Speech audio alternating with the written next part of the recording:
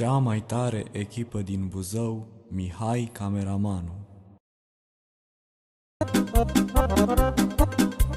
Mi-a plecat nevasta, iară nu-i nimic. A plecat la prozară, nu-i nimic.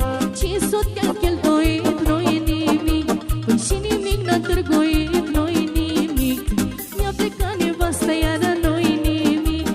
A plecat la prozară, nu-i nimic.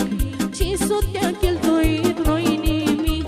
Păi și nimic n-a târguit, nu-i nimic. Cheltuie nevasta banii fără rost. Și când vine acasă zice, mă, tu ești un prost. Cheltuie nevasta banii cât ți-or fi. Las că duce soțul alții a doua zi.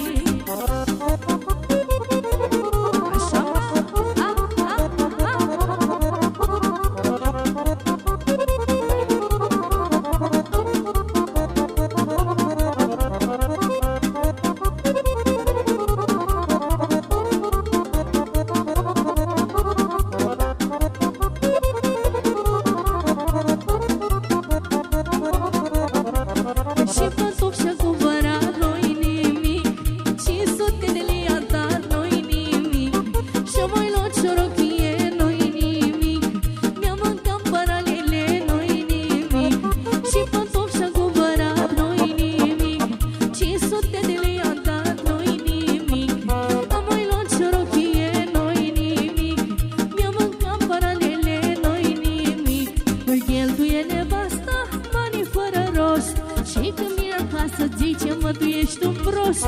Cheltuie nevasta banii cât ți-or fi. Las că duce soțul alții a doua zi. Sus, Ionuțule! Băia, băia, băia!